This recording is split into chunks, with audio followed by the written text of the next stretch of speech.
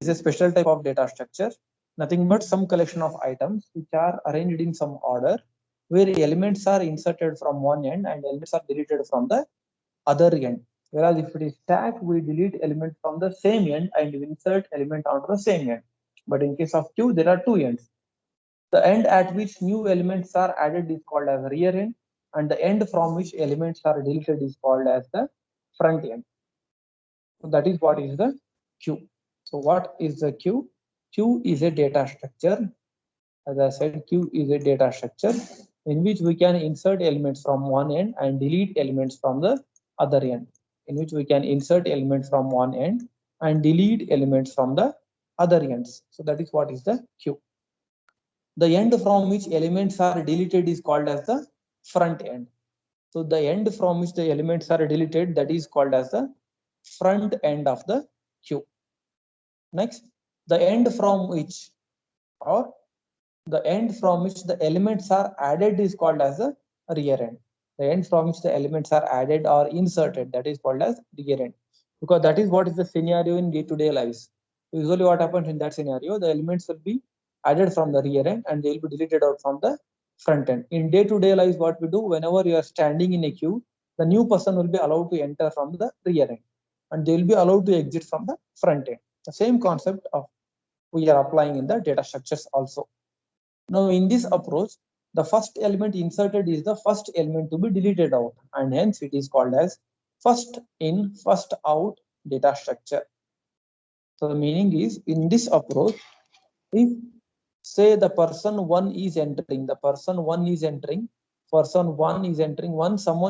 he will follow the path and come and stand here at the front side. Then if second person is entering, second person is come and stand here. Third person is going to enter, he'll be coming and standing here.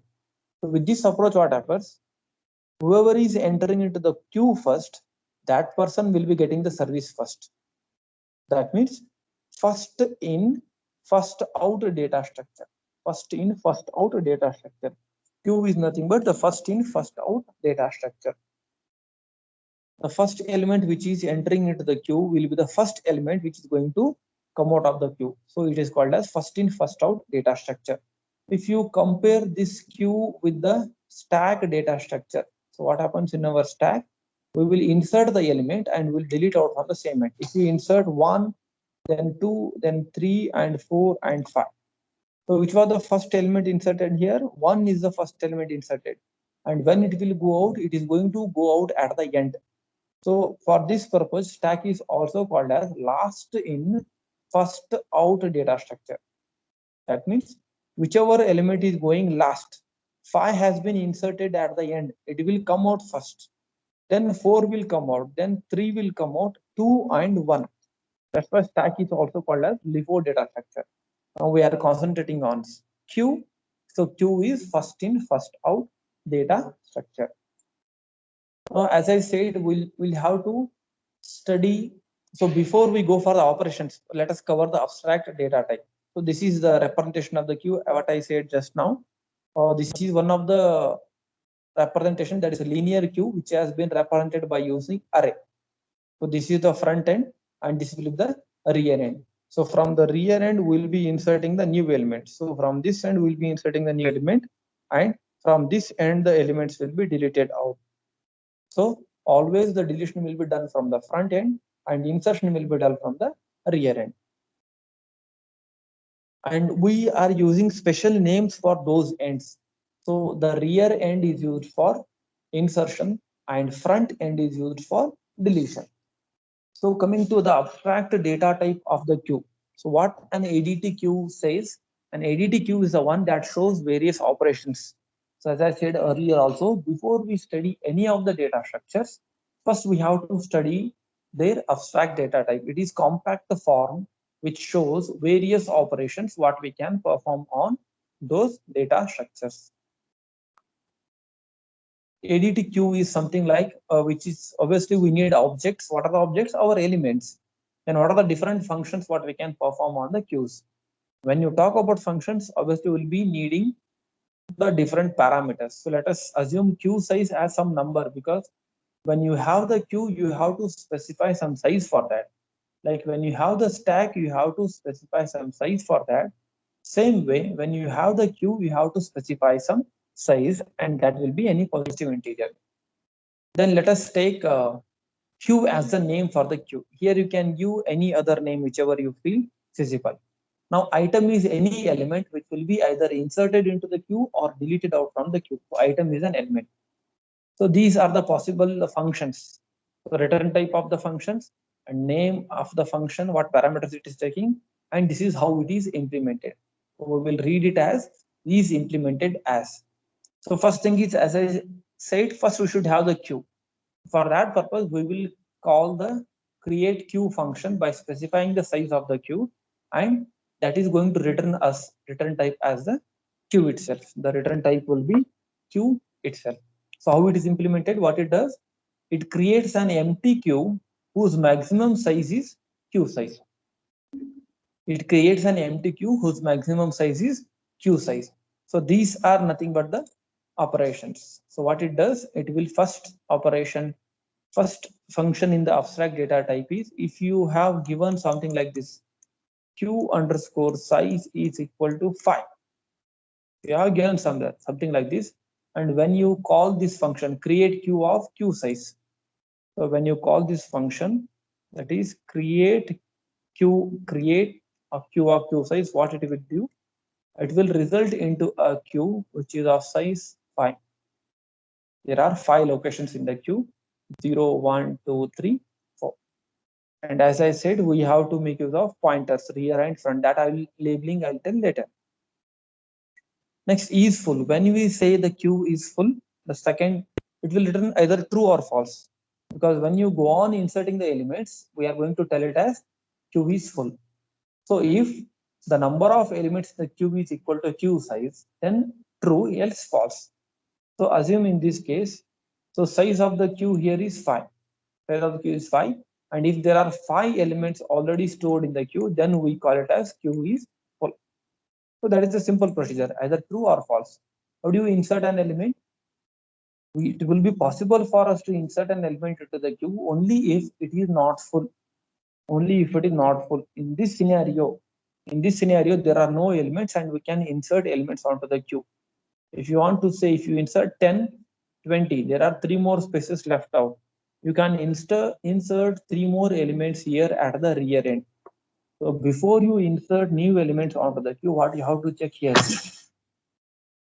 If the queue is full, we cannot insert, else insert element onto the queue. So how insertion will take place, that we'll see the details later. Is empty, because before you delete out elements from the queue, you should check whether queue is empty. How do you say queue is empty? So by looking at the diagram, you can say in this scenario, queue is empty. When there are no elements in the queue, we are going to return queue as empty. Implementation part we'll see later. So how do you delete an element from the queue? Before you delete, you have to check whether queue is empty. Because in this case, we cannot delete the elements because there are no elements in the queue. So if there is something like this 10, 20, if you want to delete the element, which element will go out first? Which element you are supposed to delete? We are supposed to delete 10 only. We are supposed to delete 10 only. So please concentrate the difference between stack and queue. We will not delete 20. The element which is present at the front of the queue, the element which is present at the front side of the queue will get deleted. So 10 is the element which is present at the front side of the queue, and that will get deleted. So after deletion, the queue will look something like this. After deletion, the queue will look something like this. Here 20 will be there, right? And these are the index values, same as it is. This is before deletion, and this is after deletion. So that is how the deletion will take place, and that is end of the abstract data type. Now that was the theoretical part. Now let us see the implementation part. That is different operations on the queue. So how do you create the queue? So for creating, what we have to do here is we will define a queue size here. So how we are creating, we are just defining a queue size. What is the size of the queue? 5. And then by using integer array, we are declaring our queue. Queue is name used for the queue, and queue size is 5. Nothing but what I am writing here is int of queue of 5. The meaning of this here is, what it will tell here is, we want to create a queue of size 5. We want to create a queue of size 5. So what happens after that line here is nothing but what we are writing here is int of queue of 5. So what it makes here is it will allocate a queue of size 5. It is an array. And what is the name for that queue we are using? Queue is the name which we are using. That's what the first two lines. After first two line, what has happened here is we have declared maximum size for the queue, and next we have allocated memory for that. And what is the name of our queue? Name of our queue is queue. So this is what is the scenario after the first line, first two lines. Then as we have top pointer in case of stack, here we need 2 pointers. Why? Because this queue has 2 ends. One is front end and another one is rear end. To point to both the ends, we need 2 pointers here, front pointer and rear pointer. So we are initializing front to 0 and rear to -1. Because like how top is used for insertion in stack, here rear is used for insertion in queue. So for top, we will be initializing for -1. Same way we initialize -1, rear to the -1. So front is made to point to 0 and rear is made to point to -1. So these are the index values 0, 1, 2, 3, 4. And where front is pointing? Front is pointing to 0 and this is obviously -1. And where rear is pointing? Rear is pointing to -1. So just you should know these index values. You should know these index values. This is just the initialization, create function.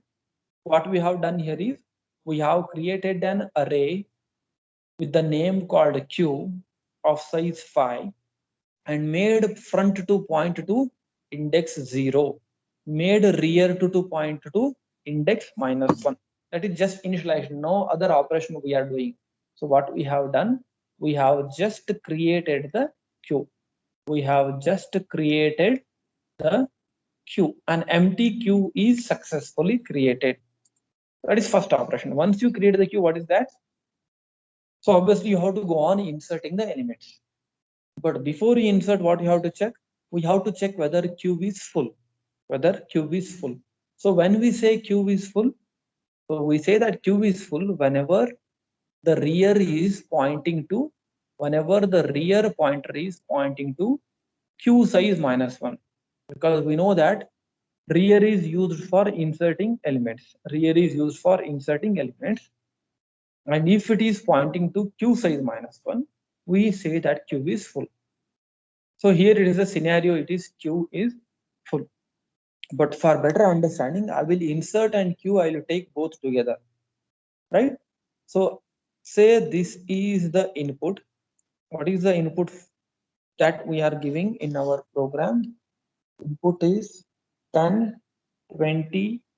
I'm giving this input. I'm giving 10, 20, 30, 40, 50, right?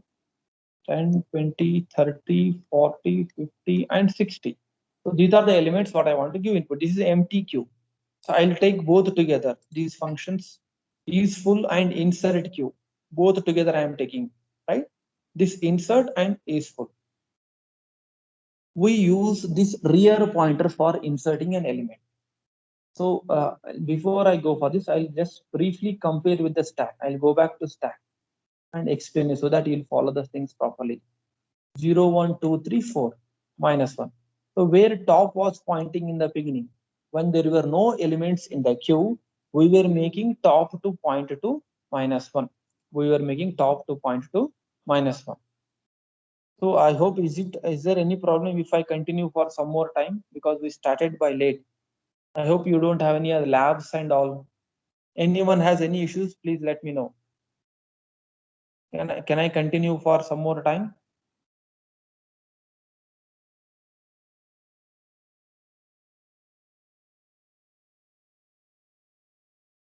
No answers. Yes, sir. Continue. Okay, I'll just complete this insert. That's it. Okay. If you want to insert new elements, what we do, we usually increase the top by 1. We usually increase the top by 1, and then in this location we insert the element. So same procedure we have to follow here. Here rear, you have to increase and make this rear to point to this location.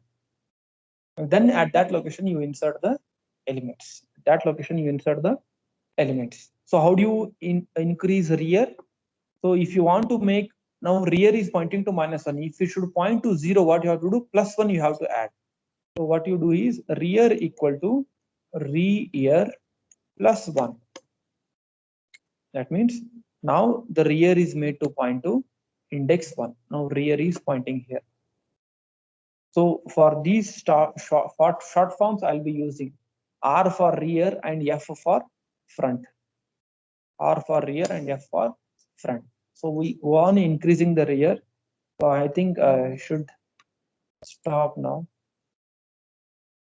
No, I'll continue it in the next class. I'll take it afresh because you have been exhausted, I feel.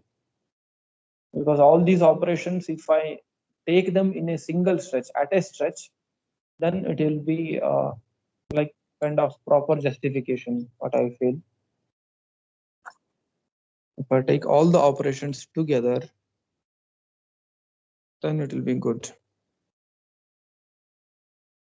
Right?